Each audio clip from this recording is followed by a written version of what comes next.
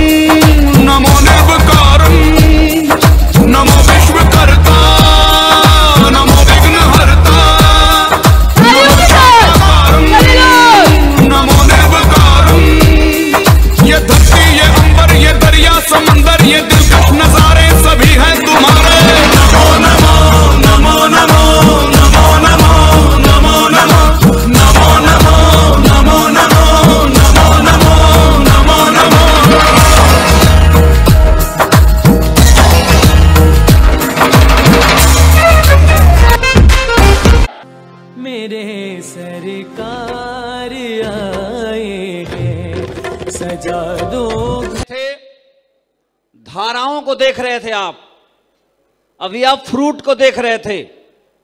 अब वक्त है इसके मूल वर्जिन तक पहुंचने का, मूल स्रोत तक पहुंचने का, गंगोत्री तक पहुंचने का। जहां से धारा बह रहा है उनको सुनने का वक्त है। हम सब तो उसी बहाव के हिस्से हैं। बिना उनको सुने मीटिंग अधूरी है, डायरेक्ट सेलिंग अधूरी है, सेफ साहब में जुड़ना अधूरा है। बिना उनको सुने हम कुछ भी नहीं है, कुछ कर ही नहीं सकते थे, न कर पाए आज तक, कोई नहीं कर पाया। उनको सुने श्रीमान Vijaypal sir, universal crown ambassador खुद भी हैं, टीम में भी यूनिवर्सल क्राउन एम्बेसडर है, और क्राउन एम्बेसडर और क्राउन की तो लाइन लगी है मरकरी और डायमंड की। उनको सुने श्री महेश सर, इस देश की सबसे ताकतवर टीम बना के दिखाए, और एक मामूली से दर्जी हुआ करते थे और आज करोड़पति बन के दिखाए। इस बिजनेस में आने से पहले जैसे ही मेरी नौकरी लगी थी, मेरे पिताजी एक्सपायर हो गए, हार्ट अटैक हो गया उनको, और 19 साल के एज में मेरे कंधे पे 10 परिवार थे। कब जिम्मेदारी था, ना ही घर था ना ही इनकम था। मिथिलेश जी से 10 का गुणा कर दीजिए, इतना फाइनेंशियल स्थिति मेरी खराब थी। हेलो, अब आप जानिए कितना उत्तर आएगा। लेकिन ये रही समस्याएं, लेकिन परमात्मा को धन्यवाद। प्लस पॉइंट क्या रहा, यही आगरा की धरती में सर के सानिध्य में जाने का मौका मिला। उनके सानिध्य में हूं मैं पिछले 13 सालों से, उनके छाया के नीचे हूं। जिनका एजुकेशन क्वालिफिकेशन एकेडमिक में देखेंगे तो टॉप पे है, पोस्ट ग्रेजुएट 2 बार, एवर आर्ट पढ़ाई, फिर साइंस की पढ़ाई, मैनेजमेंट के कोर्स बहुत सारे उनके पास हैं, गवर्नमेंट एम्प्लॉय ऑलरेडी रह चुके हैं, बहुत सारी डिग्रियां उनके पास हैं, बहुत सारा नॉलेज और स्किल अप हैं पूरी तरीके से। अगर इस इंडस्ट्री में ना भी होते तो अपने गुणों के कारण 2-4 लाख के महंगे कहीं नहीं थे वो। एकेडमी में टॉप पे, उनके सानिध्य में मुझे आने का मौका मिला, और मुझे पिताजी का रोल मेरे साथ निभाए। भाई का रोल नहीं बोलता कभी भी मैं, पिताजी का रोल अदा किए, और एक के कार मेरा फाइनेंस की स्थिति, पारिवारिक स्थिति, सारी चीजें मेरी बदलती चली गई और हम लोग बहुत अच्छा जीवन जी रहे हैं। और उन्हीं के सानिध्य में रहते हुए मैं आपको बताना चाहता हूं कि आगरा पे रोड पे चलता हुआ एक लीडर इस देश का सबसे बड़ी टीम बना के दिखाया है। की वजह से अभी हम लोग जब एंट्री कर रहे थे, हम लोग को एंट्री हो रही थी, तो जब हम लोग आ रहे थे इस हाल में, तो हम लोग गाड़ियों से एंट्री किए हैं। आप लोग हाल में बैठे थे, बाहर नहीं देख पाए, वो वीडियो आएगा तब देखिएगा। जितने लोग गाड़ी में बैठे थे, सेफ साहब में जुड़ने से पहले उसमें किसी भी आदमी के पास मोटरसाइकिल नहीं था। अच्छा यादव, मैं बहुत अच्छे, दीपक शर्मा नहीं था, हमको मालूम है। बीबी यादव सर के पास नहीं था। घनश्याम सर खुद बताते हैं मोटी तिल्ली वाली साइकिल इनके पास भी नहीं था, मेरे पास भी नहीं था। अच्छा सर के पास सबको पता है, जीवन बीत गया, स्प्लेंडर न ले पाए। और आज जब हम लोग गाड़ी में बैठ के आ रही थी, तो आगे एक फॉर्च्यूनर, आज के डेट में उसकी कीमत कितनी आप जानते हैं? हेलो, 1 नंबर की सुपरस्टार गाड़ी है मार्केट के, बोलिए आप लोग, ड्रीम है। उसके पीछे एक जैगवार, क्या बात है, गुच्ची अरमानी, हेलो, जैगवार गाना भी है बहुत सारा, हेलो। उसके पीछे फिर मर्सिडीज, उसके पीछे फिर जैगवार, उनकी कीमत सब करोड़ के आसपास। और उसके पीछे फिर माननीय प्रधानमंत्री जी से चलते रेंज रोवर, हेलो। और सुनिए, अभी ताली कहां बजा रहा है, उससे पीछे फिर एक फॉर्च्यूनर, हेलो। हम लोग हंस रहे थे कि हम लोग इतने लटूरे थे पहले, और इतनी बड़ी बड़ी गाड़ियों की लाइन लगी हुई है करोड़ों की। ये महिमा सर का और सेफ साहब का है। और मैं बहुत अंदर से, आत्मा से बोल रहा हूं, एकदम आंतरिक आवाज निकल रही है, बहुत दिन दूर नहीं है, आपके घर जरूर आएगा एक दिन। ये मैं कोई बात नहीं कर रहा हूं, हम लोग वो अचीव करने वाले लीडर हैं। जैसे कोई मरीज बहुत बीमारी से पीड़ित हो और डॉक्टर ठीक कर दे, उसकी आत्मा बोले डॉक्टर को लेके, वैसे ही आवाज निकल रही है, वैसे ही आवाज निकल रही है। और मैं आपको पाते हुए देख पा रहा हूं। तो कैसे मिलेगा, क्या करना है, ABCD जानना चाहेंगे? जोश दिखाइए, जानना चाहेंगे? पीछे वाले तो बिल्कुल विलंब नहीं करेंगे। उन पथ प्रदर्शक को, उन लेजेंडरी लीडर को, जो शिक्षकों के भी शिक्षक हैं, महाशिक्षक हैं, महागुरु, गुरु, बहुत सारी उनको संज्ञा देते चले जाइए आप। शब्दों से क्या होता, उनकी महानता बहुत ऊपर है। जो बहुत हार्ड वर्कर हैं, इतने पोलाइट हैं, इतने बड़े होने के बावजूद इतने क्रिएटिव हैं, इतना दूसरे के बारे में सोचते हैं, जिनका इंटेंशन इतना साफ है, जो कहना बहुत मुश्किल है। हमारे लाइफ के और हम सभी के लाइफ में इस बिजनेस के अलावा अगर दूसरा जो सबसे बड़ा अचीवमेंट, देखिए इस बिजनेस में बाकी अचीवमेंट बाद में मिलते हैं, सबसे पहला अचीवमेंट है डायरेक्ट सेलिंग एंड सेफ साहब। दूसरा जो अचीवमेंट है, एक बढ़िया कोच, अरस्तु और प्लेटो और सोक्रेटिस जैसा, हेलो, द्रोणाचार्य जैसा, रामकृष्ण परमहंस जैसा बहुत नाम है। ये बहुत बड़ी उपलब्धि है। ये 2 अगर साथ है, बाकी बहुत कुछ हो जाएगा, चिंता करने की जरूरत नहीं है। तो इन्हीं गड़गड़ाती हो तालियों के साथ में राय डीमर्स के फाउंडर लीडर को, इस देश के टॉप लीडर को और डायरेक्ट इंडस्ट्री के सबसे टॉप लोगों को मंच बुलाना चाहेंगे। आदरणीय श्रीमान, बहुत बहुत शुक्रिया, बहुत बहुत धन्यवाद इस बेशकीमती प्यार के लिए, सम्मान के लिए और आशीर्वाद के लिए। मैं जितना भी धन्यवाद अदा करूं, शब्दों में बयां करना बहुत मुश्किल है। जो प्यार आपने दिया, जो सम्मान आपने दिया और जो आशीर्वाद आपने दिया, उसके बदले मेरे पास देने के लिए तो कुछ भी नहीं है, लेकिन मैं भी उसी से मांगता हूं जो सबको देता है। वो परमपिता परमात्मा, वह ईश्वर, वो वाहेगुरु, वो ला इलाहा इल्लल्लाह मोहम्मद रसूलुल्लाह, जिसको मानने वाली वो शक्ति, वो दिव्य शक्ति, जो पूरे ब्रह्मांड को चलाती है, मैं उस परमात्मा से, परवरदिगार से आप सबके लिए प्रार्थना करता हूँ कि जितना प्यार आपने मुझे दिया उससे हजारों गुना ज़्यादा प्यार, आशीर्वाद, सब कुछ आपके घर में बरसे, आपके घर में भी खुशियाँ हो, तरक्की हो, आशीर्वाद हो, उसके लिए प्रार्थना करता हूँ। आज के इस फंक्शन को, आज के समारोह को अटेंड करने के लिए जितनी खुशी आपको हुई उतनी ही खुशी मुझे भी हुई, और इस प्रोग्राम को अटेंड करने में मैं अपने आप को सौभाग्यशाली मानता हूँ। ये मेरा सौभाग्य है कि इन अद्भुत क्षणों का मैं भी साक्षी बना, और आपकी आंखों ने आज एक डायमंड बनते देखा है। देखा? कितना देखा आपने? हाँ, एक डायमंड देखा बनते हुए आपने।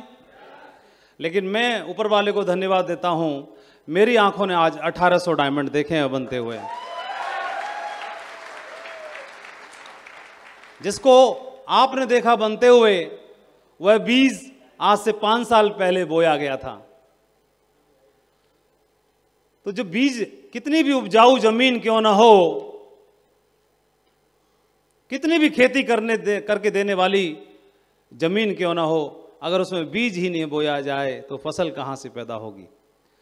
वह कैसी भी ऊसर जमीन क्यों ना हो, लेकिन उसको तैयार किया जाए मेहनत से, उसको तैयार किया जाए हार्ड वर्क से, तो और उसमें बीज बोए जाएं और उसकी देखभाल की जाए, तो एक दिन वह भी सोना उगलना शुरू कर देती है।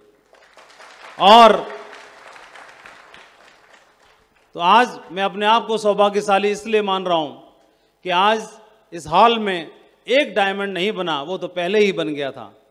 वह बीज बोया गया था, आज 5 साल में फल लगा। तो आज आपने देखा, आज इस जमीन में, इस मिट्टी में आज 1800 बीज बोए गए हैं। अगले 3 साल में इसका परिणाम देखने के लिए मिलेगा। विजयी भव। आज कभी एक ऐसा लम्हा आया होगा जब आपके जमीर को किसी ने झकझोर दिया होगा। आज ऐसे क्षण बने होंगे जब आपके जहन में कब कभी छूटी होगी। आपके जमीर ने आपको ललकारा होगा, इसके भी 2 हाथ हैं, इसके भी 2 पैर हैं। यह भी उसी मिट्टी में पला बढ़ा है जिस मिट्टी में ये 1800 लोग पले बड़े हैं। ये मिट्टी कोई साधारण मिट्टी से बात नहीं कर रहा हूं मैं पूर्वांचल की मिट्टी से बात कर रहा हूं। और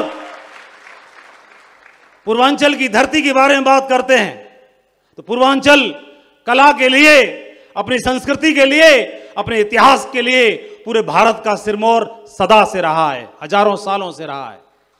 अगर पूर्वांचल की धरती के बारे में बात करते हैं तो ये अपने आप में जहां के मस्तक पे काशी विराजती है, भगवान शिव की नगरी, जहां के मस्तक पे, पूर्वांचल के मस्तक पे जहां काशी विराजती है, जो हजारों सालों का इतिहास अपने आप में समेटे है, जहां की दिव्य ऊर्जा पूरे भारत में नहीं पूरे विश्व में फैलती है, वह काशी इस पूर्वांचल की धरती में समाती है। मैं इस मिट्टी से बात करता हूं जहां पर जौनपुर की धरती सोना उगलती है। मैं बात करता हूं संत रविदास नगर की, जहां के लड़के निकल करके भारत का नाम रोशन करते हैं। मैं बात करता हूं मिर्जापुर की, मैं बात करता हूं गाजीपुर की, मैं बात करता हूं गोरखपुर की, मैं बात करता हूं कुशीनगर की, मैं बात करता हूं देवरिया की, आजमगढ़ की, मऊ की, चंदौली की, महाराजगंज की, बलिया की, सोनभद्र, किस किस का नाम लो। ये मिट्टी तो इतिहास बनाने वाली मिट्टी है। विजयी भव। ये मिट्टी एक ऐसी मिट्टी है जहां पूर्वांचल उत्तर में नेपाल को सटता है, पूरब में बिहार से सटता है, दक्षिण में मध्य प्रदेश से सटता है, और पश्चिम में उत्तर प्रदेश जो सबसे बड़ा प्रदेश है उसके अवध से सटता है। और उत्तर प्रदेश अपने आप में इतिहास समेटे है, लेकिन उत्तर प्रदेश का इतिहास पूर्वांचल के बिना अधूरा रहता है। आप जानते हैं भारत की राजनीति में सबसे बड़ा योगदान उत्तर प्रदेश का रहता है, लेकिन उत्तर प्रदेश बिना पूर्वांचल के हमेशा अधूरा रहता है। ये मैं एक बात इसलिए नहीं कह रहा, मैं ये बात इसलिए कह रहा हूं, ये इस मिट्टी ने मंगल पांडे को जन्म दिया। इस मिट्टी ने यह बताया कि ये खून ललकारना जानता है और ये खून अपनी सरजमीन पर मर मिटना जानता है। ये मिट्टी वो मिट्टी है जो राजनीति में यहां से हर पद पे आसीन करने के लिए अपने बब्बर शेर तैयार करती है। तो जब हर क्षेत्र में आगे, कला में आगे, संस्कृति में आगे, हर क्षेत्र में आगे, तो सेब सब में ये मिट्टी कैसे पीछे। ये वो मिट्टी है जहां पर काशी को 1911 में 13 तोपों की विशेष सलामी का दर्जा दिया गया था। इसके इतिहास को जब पढ़ते हैं तो रगों में खून दौड़ जाता है। और मैं उस मिट्टी के 1800 बब्बर शेरों से आज बात कर रहा हूं। मेरे लिए सौभाग्य की बात है आज। और मैं आज ये पूर्वांचल के योद्धाओं से मिलने का सौभाग्य मिला। मुझे मालूम है इसका परिणाम आज दिखाई नहीं देगा। परिणाम आज के प्रोग्राम का परिणाम 3 साल में बात कर ले, पूरा भारत बात कर ले, आज के प्रोग्राम का परिणाम 3 साल में दिखाई देने वाला है। जानते हैं कि कोई भी व्यक्ति, जब अंगद को भेजने वाले राम थे तो किसी अंगद को भेजने वाले वो परशुराम थे, जिन्होंने जगह जगह पर अपने अंगद भेजे और उन्होंने जाकर के अपना कोहराम मचा दिया। परशुराम जी बहुत छोटी उम्र में हमारे बिजनेस में आए थे। उस उम्र में कपड़े पहनने का ढंग नहीं होता, समझदारी नहीं होती। 19 साल की उम्र होती ही क्या है, कुछ भी समझदारी नहीं होती। न जेब में पैसा है लेकिन आग है, कुछ कर गुजरने की तमन्ना है। और परशुराम जी बिजनेस में आए, पहले दिन से ही उनके अंदर भूख थी कामयाबी पाने की, भूख थी अपने परिवार के लिए कुछ कर गुजर जाने की, भूख थी ऐसा कुछ कि जिस मां ने जन्म दिया है उसकी आंखों में आंखें डाल के बात करने की। वह भूख थी कि अपने आप को मिटा देने की, वह भूख थी इस इतिहास बनाने की। और उन्होंने साबित करके दिखाया, इस देश के नंबर 1 लीडर बन के दिखाया, सेब सब का गर्व बन के दिखाया। मैं चाहूंगा अब तक की सबसे जोरदार तालियां होनी चाहिए परशुराम जी के लिए। उन्होंने क्राउन एम्बेसडर लेवल को अचीव करके दिखाया, क्राउन एम्बेसडर लेवल को अचीव करके दिखाया।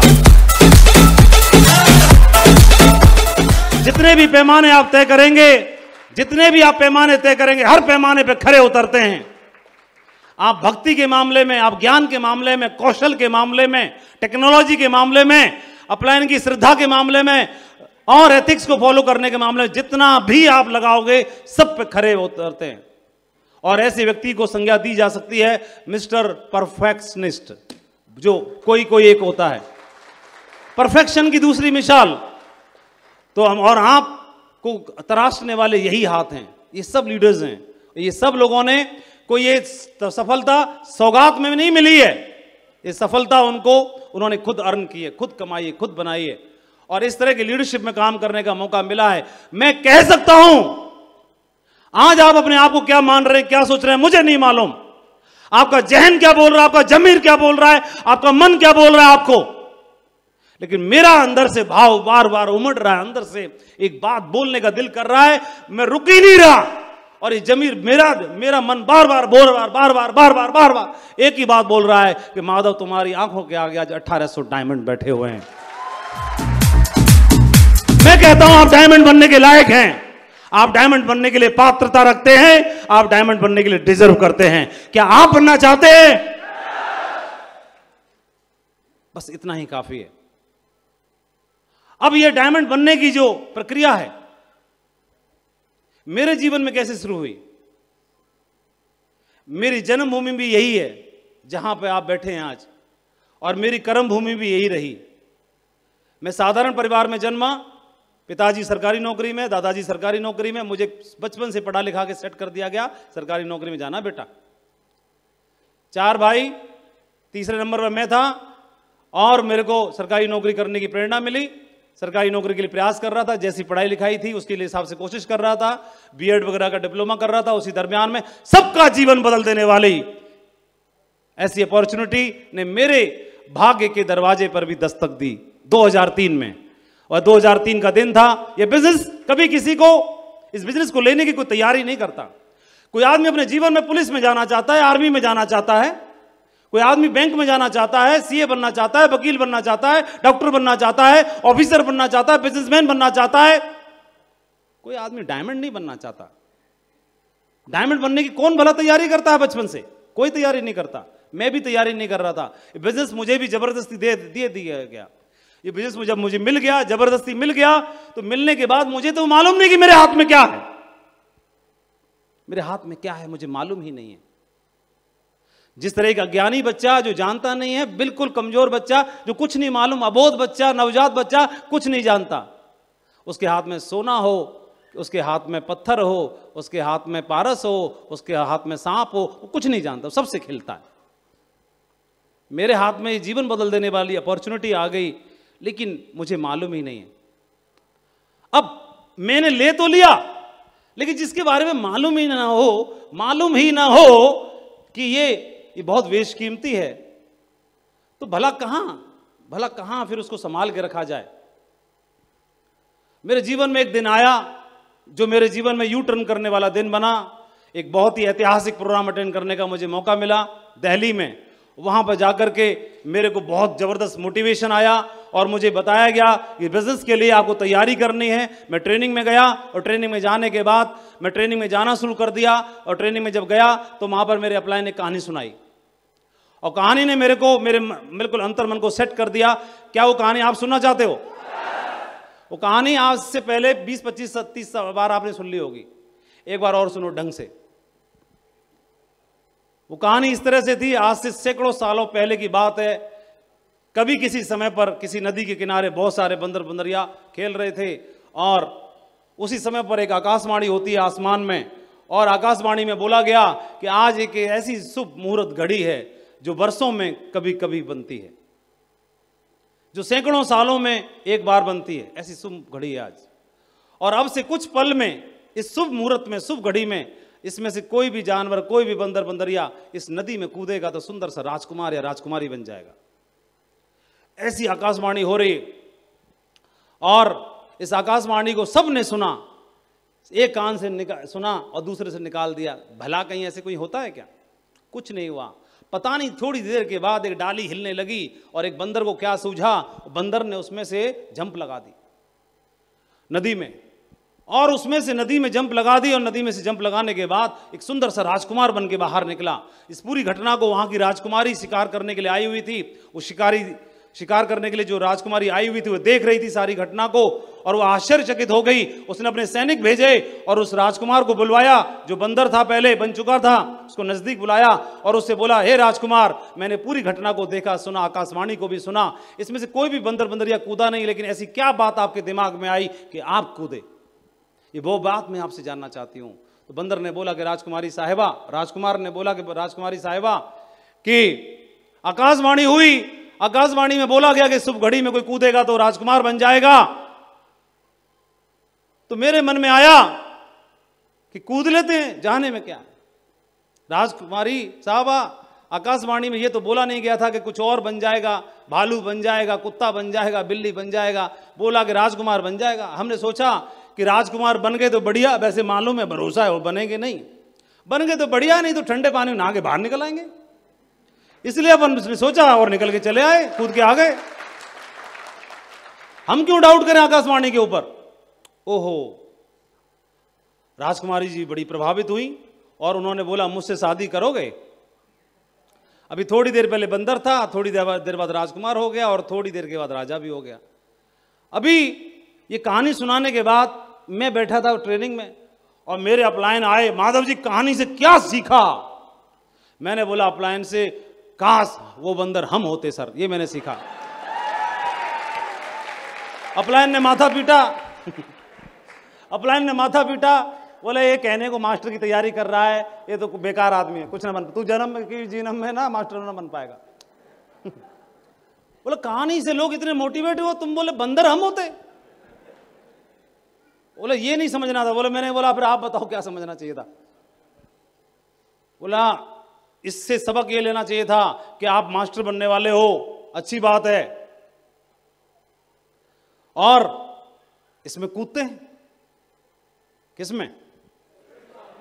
ये नदी है जो राजकुमार तैयार करती है ना? हालांकि भरोसा नहीं है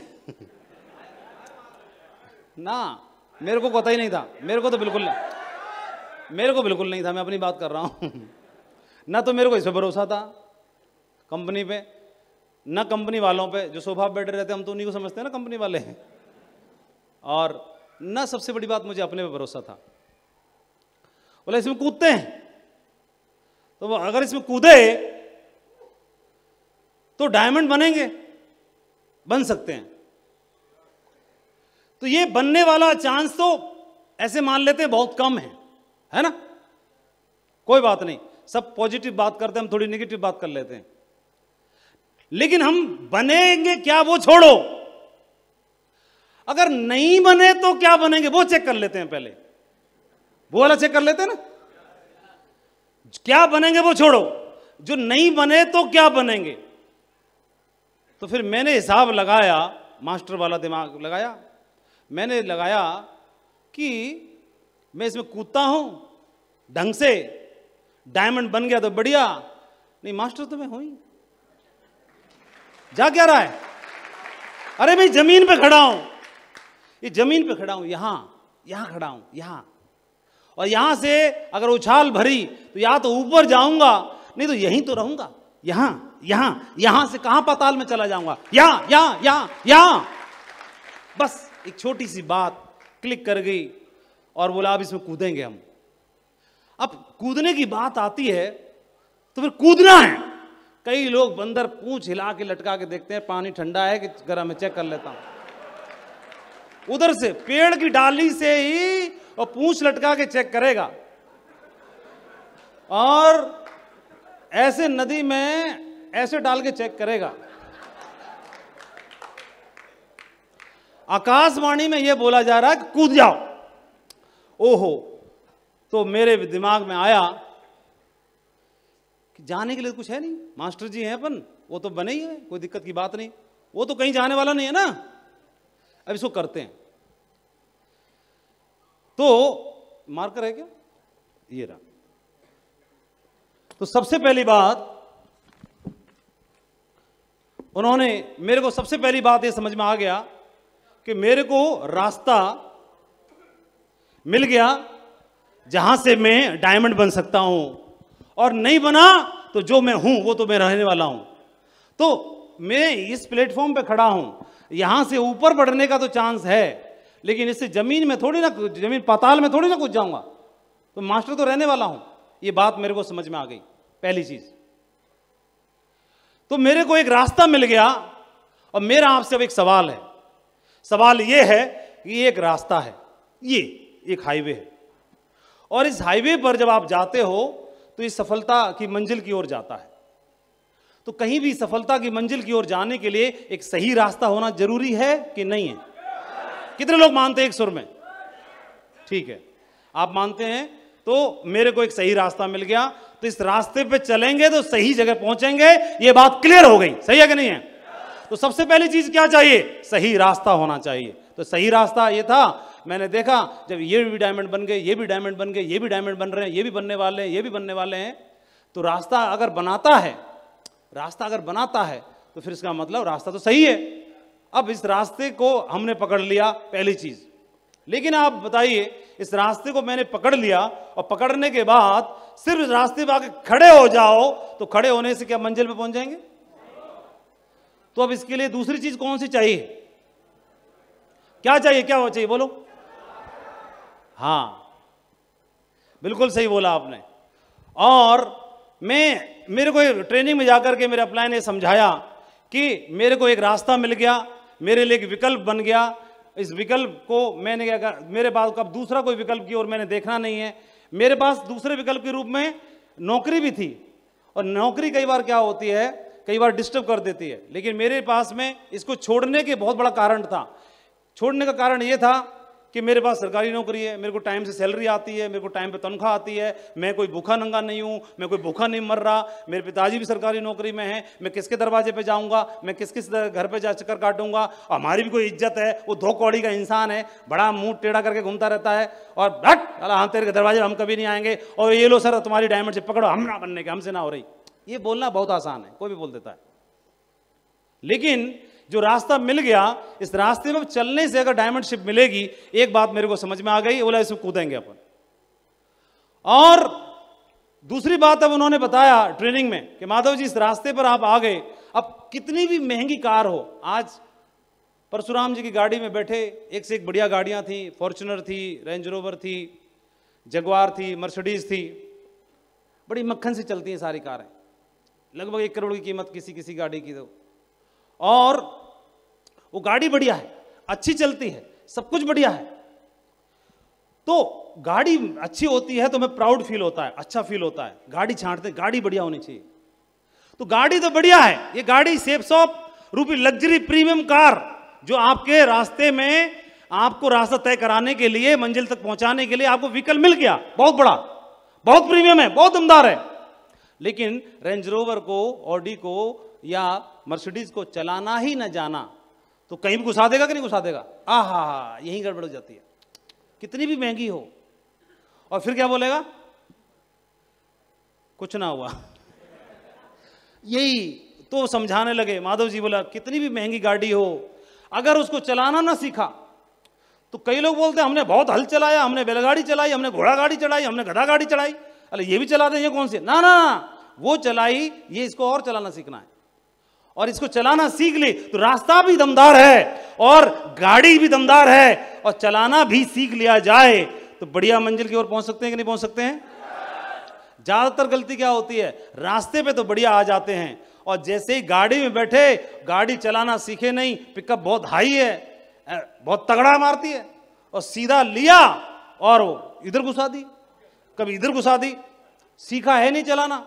ये बिजनेस भी ऐसे ही है, मंजिल पे पहुंचाएगा लेकिन उसी को जो चलाना सीख लेगा। अब चलाना सीखने के लिए क्या करना पड़ेगा? इस गाड़ी को चलाना सीखना है। अब जब मैंने जाना है वहां पर, मुझे जाना है वहां पर, तो जाने के लिए जिम्मेदारी जो चल चल के मैं चलना शुरू किया, चलते चलते चलते चलते चलते चलते यहां पे आके पहुंचा। अच्छी बात है कि मेरे से आगे जो भी चल रहे हैं तो वो आगे बताने के लिए तैयार है, हाथ थामने के लिए तैयार है, लेकिन इस रास्ते पे चलने के लिए, इस गाड़ी को चलाने के लिए जिम्मेदारी और पहल किसकी होनी चाहिए? उनकी कि मेरी?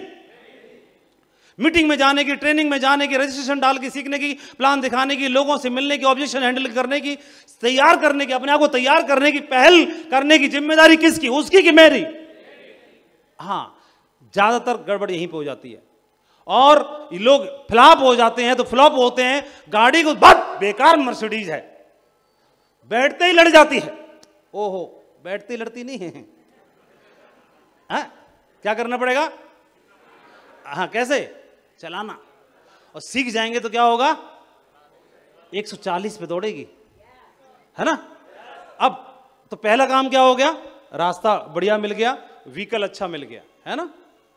अब दूसरा क्या करना पड़ेगा इसको? अब आपने डायमंड बनने की जिम्मेदारी ली है इसलिए बता रहा हूं। दूसरा क्या करना है? इसको सीखना है, चलाना सीखना है, सेप्सो को करना। डायमंड बनने की जर्नी में क्या करना पड़ेगा? सीखना है। छोटे छोटे काम सारे सीख लो, सारे सीख लो। कोई ये मत बोलना कि मेरे को आता नहीं है। अरे आता नहीं है तो क्या हुआ? लाखों की गड्डी गिनना कहां आता है? तैयार हैं कि नहीं? पहले कोई काम, कंप्यूटर चलाना सीखा नहीं, लैपटॉप चलाना सीखा नहीं, मोबाइल चलाना सीखा नहीं, चला रहे हैं कि नहीं चला रहे हैं? सीखना है इसको। दूसरा काम, अब मेरा आपसे प्रश्न है, रास्ता बढ़िया मिल गया, गाड़ी बढ़िया है और मैं चलाना भी सीख लिया। ओह, चलाना भी सीख गया, बढ़िया एकदम। हालांकि चलाने का अभ्यास चला चला के आता है। सबसे ज्यादा चलाने का अभ्यास टैक्सी ड्राइवरों को होता है, वो लाखों किलोमीटर चला चुके होते हैं। ये अभ्यास चला चला के आता है, चला चला के, चला चला के, चला चला के, चला चला के। जितना चलाओगे उतना अभ्यास आएगा, है ना? समझ रहे? एक दिन में नहीं आएगा, है ना? सपने देखने से अभ्यास नहीं बने। कैसे होगा? चलाना शुरू कर दो, चलाना शुरू कर दो, चलाते जाओगे, चलाते जाओगे, चलाते जाओगे, चलाते जाओगे, अभ्यास बनता जाएगा। ऐसी बिजनेस को चलाते रहो, सीखते रहो, चलाते रहो, सीखते रहो, अभ्यास बन जाएगा। दूसरी चीज, लेकिन अब मैंने चलाना सीख लिया, रास्ता भी बढ़िया मिल गया, अब मैं चलूं ही ना तो पहुंच जाऊंगा वहां। चलूं ही ना तो मैंने सीख भी लिया, लेकिन मैंने हर दिन मैंने अपने आप को इसमें झोंका ही नहीं, मैंने एक्शन प्लान में डाला ही नहीं, तो क्या कहीं पहुंचूंगा? तीसरा काम, हर रोज चलना है। क्या करना है? हर रोज चलना है। ये मेरे को तीसरा पॉइंट बताया, चलना है, लगातार चलना है। चाहे धीरे स्पीड हो, चाहे तेज हो, चाहे कैसी भी, चलते रहो, चलते रहो, एक दिन जरूर पहुंचेंगे। लेकिन ये तीन बातों के अलावा चौथी बात और महत्वपूर्ण है जो मैंने सीखी, कि जब आप रास्ते में चलते हो तो कहीं भी किसी भी लेवल पे दिशा भ्रम होने का डर रहता है। आप रेगिस्तान में जाओगे, आप समुद्र में जाओगे, बड़ी यात्रा पे जाओगे तो दिशा भ्रमित हो जाते हैं कि नहीं हो जाते हैं? बड़े से बड़ा नाविक, समुद्री नाविक भी भ्रमित हो जाता है। बड़े से बड़ा जो सफर करने वाला यात्री है वो भी दिशा भ्रमित हो जाता है।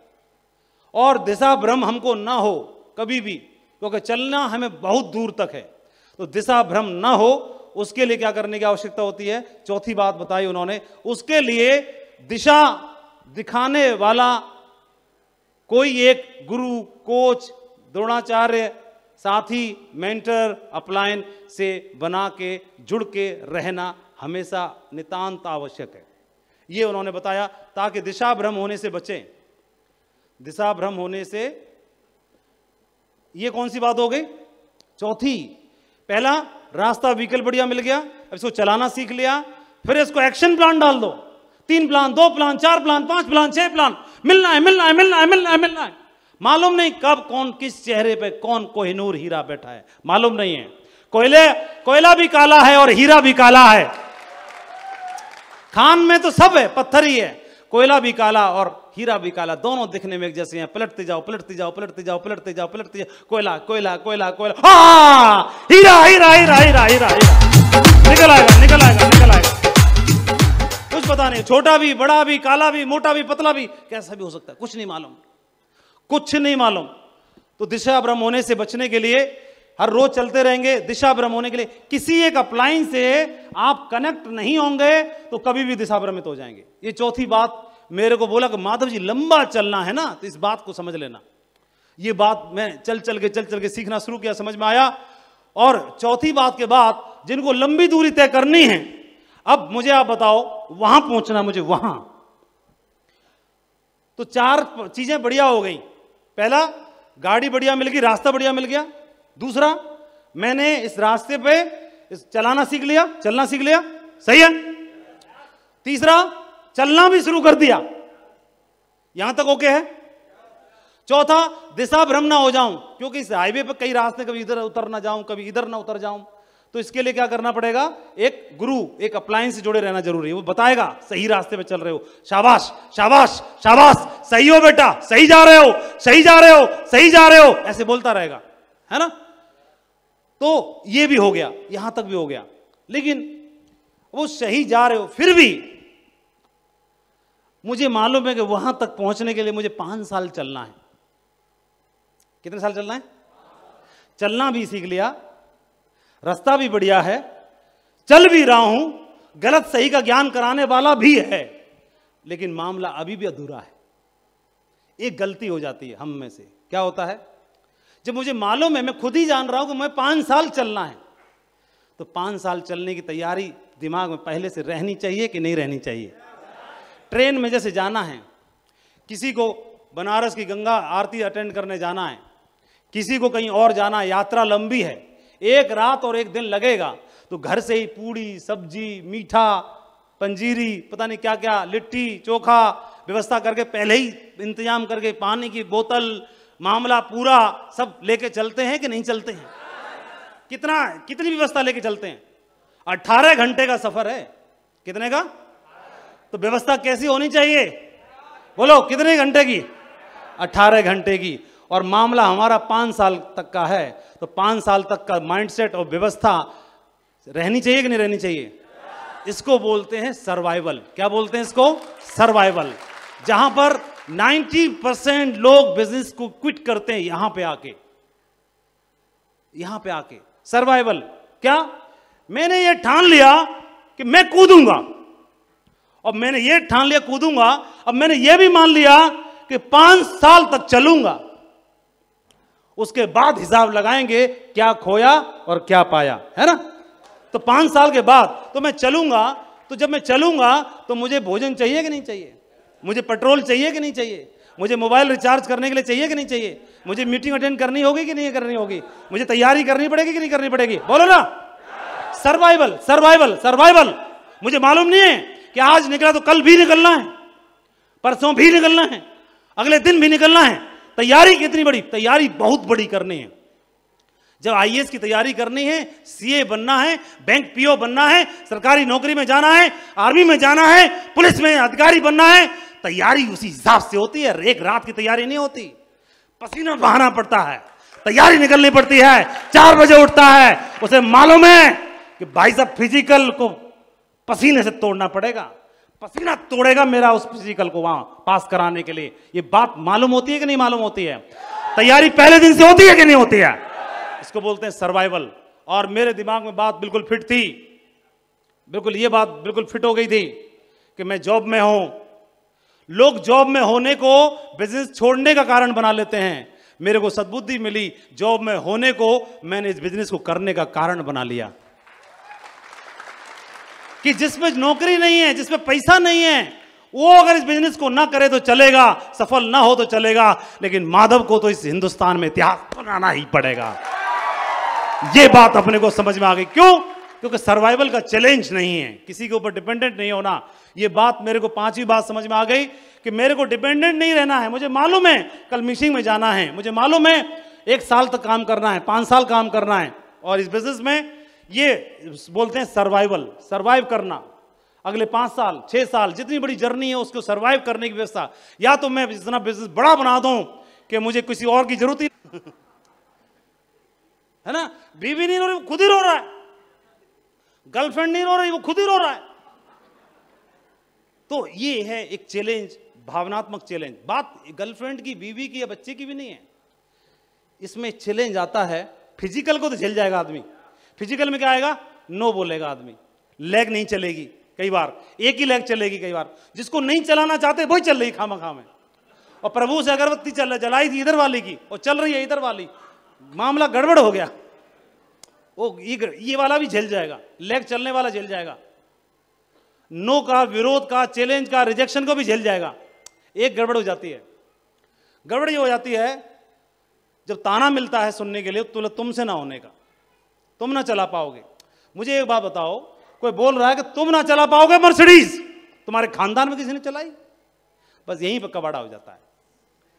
अरे खानदान में ना चलाई, बिल्कुल सही बोले बाबू, खानदान में ना चलाई, लेकिन उसी खानदान में जन्म ले लिया एक वीर ने, बोला ये चलाएगा, उसी खानदान का चलाएगा, है ना, उस खानदान का चलाएगा।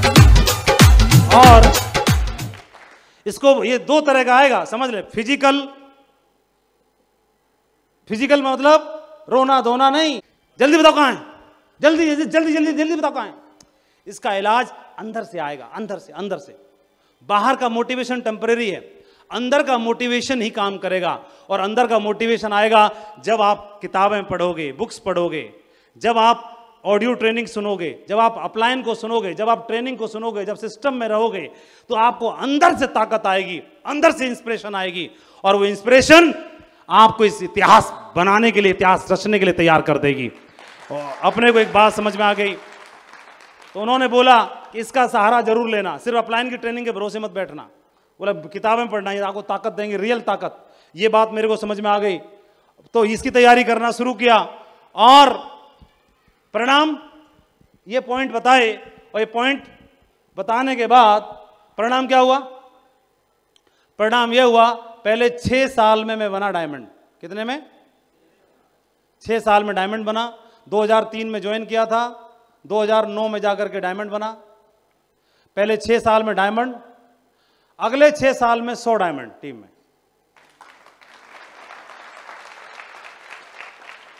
और अगले 6 साल में टीम में 400 डायमंड। तो 18 साल में 400 डायमंड। और 19वें साल में, मेरे को 19 साल पूरे हो गए, 19वें साल में यानी 2022 में आपने सुना होगा रॉयल ड्रीमर्स टीम के 500 डायमंड स्टार क्रूज की यात्रा पे जाने वाले हैं।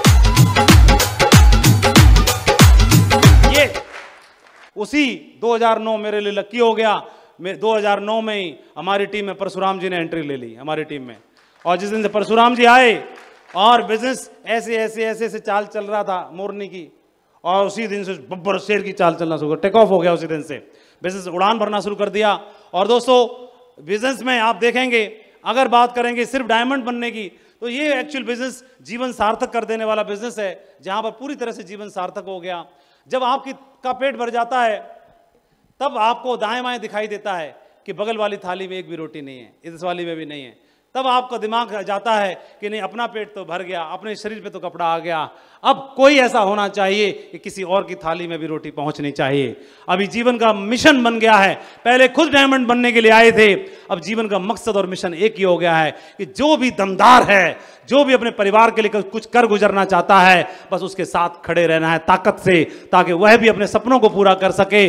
उनकी चिंगारी को हवा देना है, उस चिंगारी को हवा देना है, ताकि वो चिंगारी बन जाए एक दिन ज्वाला, और एक दिन अच्छे अच्छे के मुंह पर लग जाएगा एक दिन। और इस मिशन के साथ काम कर रहे हैं दोस्तों, मैं आपको शुभकामनाएं देना चाहता हूं। ये टीम बहुत दमदार है, ये लीडरशिप बहुत दमदार है। ये लीडरशिप दमदार होने के साथ साथ एक काम और करना पड़ेगा, और एक कहानी के साथ मैं अपनी बात को क्लोज करता हूं। एक बार एक चूहा जान बचाने के लिए एक साधु की कुटिया में चला गया, जंगल में कुटिया थी, और चूहा जान बचाने के लिए भागा भागा पहुंचा और शरणागत हो गया। देखा कि महाराज मुझे शरणागत हूं, मेरी जान बचाओ, और बाहर मुझे खतरा है जानवरों का। चूहा का बोला मुझे सांप का खतरा है, मुझे बिल्ली का खतरा है। तो वो साधु बाबा बोले ठीक है, हमारे आश्रम में एक चूहा और पड़ा रहे, कोई दिक्कत नहीं। ठीक है यार, पड़ा रहे, कोई दिक्कत नहीं। लेकिन जैसे ही वो चूहा वहां आश्रम में पहुंचा, शरणागत हो गया, देखा कि बाबा के आश्रम में एक बिल्ली पहले से बंधी हुई है।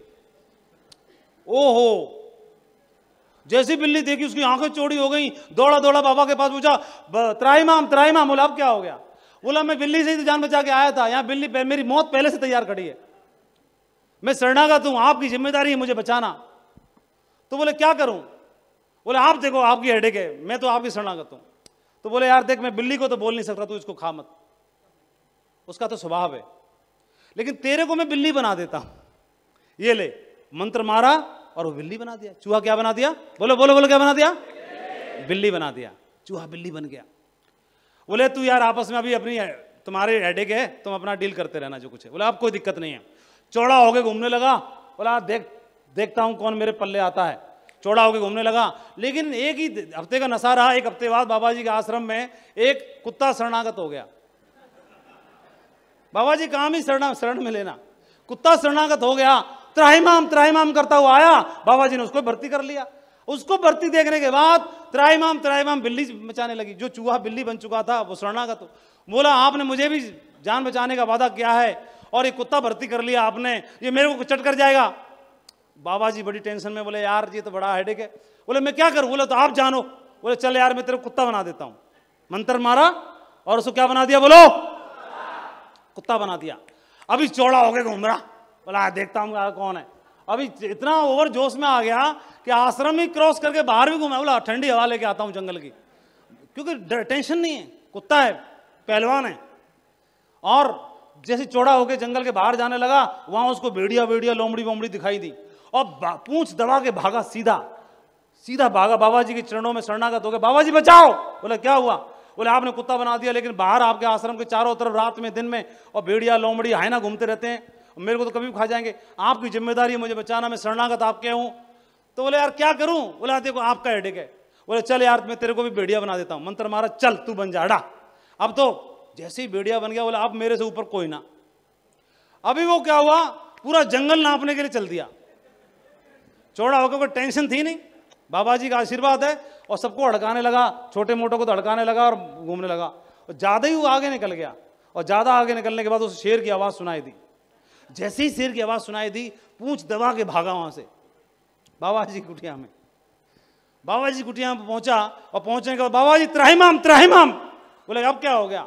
शेर की आवाज सुनाई दी और मुझे क्या मालूम था उस शेर वहां पे जंगल में घूम रहा है और मैं शरणागत हूं, मुझे बचाओ। बाबा जी बोले अबे वो साले, तेरे को मैं कुछ भी बना दूं ना, तेरा दिल साले चूहा का है, तू कभी जिंदगी में कुछ कर नहीं सकता, तेरे को वापस चूहा बना देता हूं, वापस चूहा बना देता। ले मंत्र मार, चूहा बन जा। क्योंकि जिसका दिल चूहे का है ना, वो कोई भी जंग जीत नहीं सकता है। और जिसका दिल शेर का है, शेर का शेर का शेर का शेर का शेर का कोई भी जंग जीत। हमारी मिट्टी वो मिट्टी है, हमारी मिट्टी वो मिट्टी है जहां सवा लाख से एक लड़ावा, चिड़िया नालबाज लड़ावा, जहां ऐसे ऐसे वीर पैदा हुए, जहां की मिट्टी ने ऐसे वीर पैदा किए। और ये पूर्वांचल की धरती है, शेरों की धरती है ये। मैं आह्वान करता हूं, ये मंच मिथिलेश का नहीं, आज 1800 मिथिलेश का आह्वान करता है। आप आइए, आपको डायमंड की ब्लैक बेल्ट से हम सुशोभित करेंगे। बहुत बहुत धन्यवाद, बहुत बहुत शुक्रिया आप सभी का। प्यार और आशीर्वाद के लिए बहुत बहुत शुभकामनाएं। Thank you very much. Go diamond everyone, thank you.